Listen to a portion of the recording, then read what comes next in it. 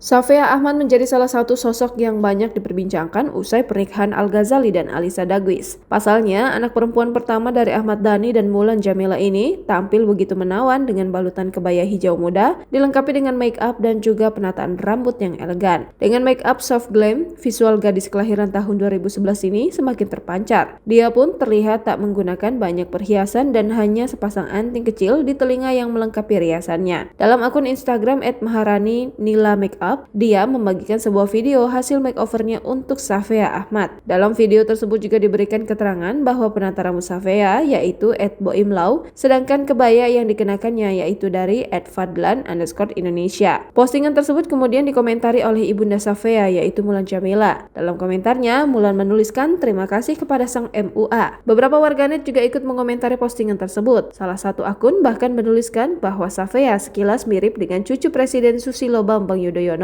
yaitu Almirah Tunggadewi Yudhoyono. Beberapa netizen juga terlihat memuji kecantikan dari anak Ahmad Dhani tersebut. Safea juga disebut mirip seorang putri di antara pangeran, yaitu kakak-kakaknya.